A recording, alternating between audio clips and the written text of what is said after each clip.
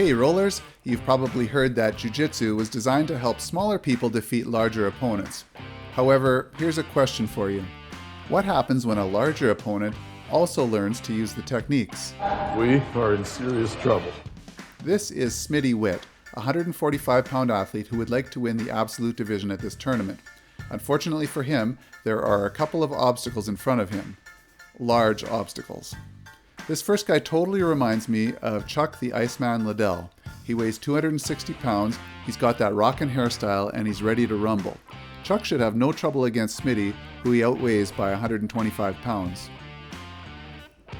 Smitty doesn't want to get ragdolled and slammed to the ground by Chuck, so he immediately sits down. Chuck engages right away by threading his right arm through and working to pass. Smitty fights to keep his legs in play, but Chuck uses a bit of horsepower and manages to keep moving to the side. Eventually, he fully clears the legs, but then he makes a critical mistake as he tries to step over into mount. Smitty gets his knee inside and immediately scoops up Chuck's ankle. Chuck defends by grabbing at Smitty's arm, but he makes no attempts to shuck off his right foot, roll with the pressure, or to clear his knee line. Smitty knows he has something good going on here, so he keeps working the pressure on this heel hook until Chuck loses his grips and is forced to tap. Chuck gets up smiling, and Smitty plants his tribute to Tupac in the hand raising. And the boys hug it out. Don't get too excited though, Smitty. Winning this match means you'll have to take on another giant. I'll be calling this big fella Kane. Smitty decides to stick with the winning formula. He sits down and tries to work half guard. Kane takes the opportunity to crush him with some pressure. Once he gains head control, he starts working on isolating Smitty's left arm. Smitty wisely keeps his arm either tucked in tight or wrapped around the back.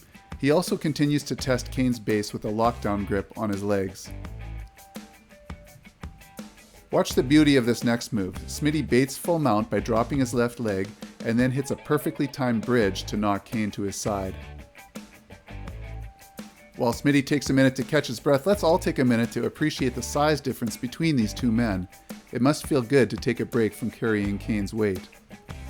Kane doesn't appreciate the stalling, so he powers up and blasts through a weak guillotine attempt, landing in Smitty's half guard once again. This time though, he lays his weight across the chest and works to free his leg from the lockdown. This is a terrible position for Smitty. He's bearing all of Kane's weight, and there's little he can do about it.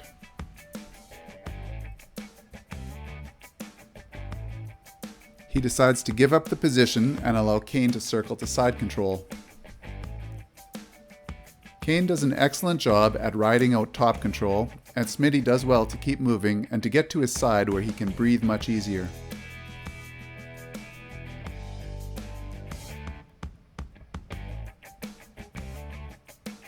The next exchange begins with a premature attempt at an armbar. It turns into a great scramble where Smitty gets close to back control, but an alert Kane shrugs him off before he can secure it.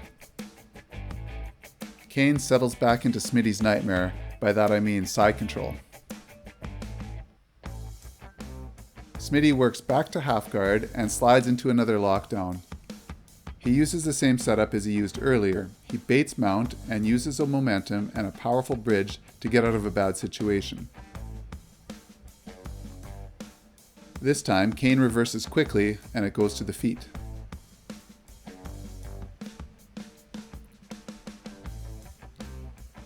Fatigue has to be a factor for both of these guys as they reset in the middle.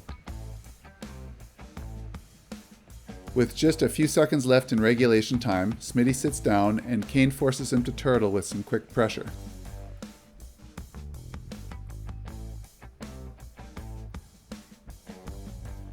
According to the rules of this tournament, we are heading to overtime. Smitty looks exhausted, and he has good reason. He's been struggling for survival against a much heavier opponent who also happens to be skilled at Jiu Jitsu.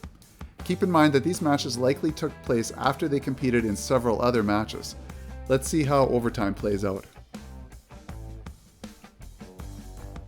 Smitty abandons his strategy of sitting guard this time.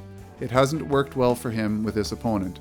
It's probably a good idea to stand as long as he can so he can catch his breath and find some energy.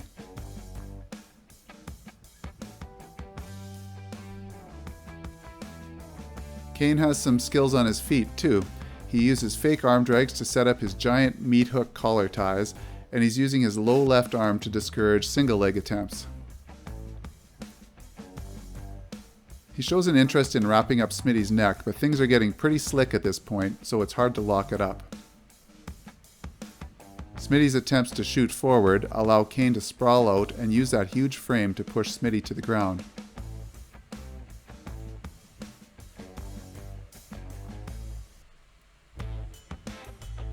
Kane can't circle directly to side control, so he starts working on a couple of strategies to pass the guard. Spoiler alert, they all involve pinning body parts, heavy pressure, and working from side to side.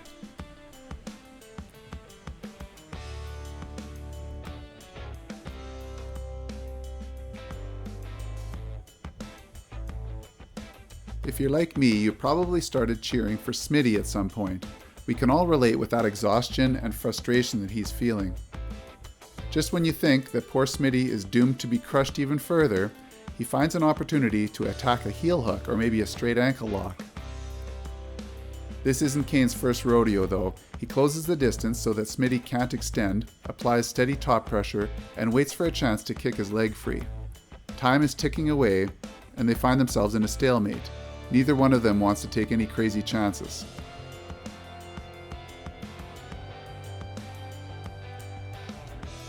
There's been no submission, so it looks like it will be a ref's decision. These guys are both warriors and deserve a lot of credit for showing up to compete and grinding out a battle like this. Kane used his technique and size effectively to dominate the match and earn this victory. Great work, guys. I'd love to hear your thoughts about this match in the comments section below. Also, please like and subscribe. Thank you for watching.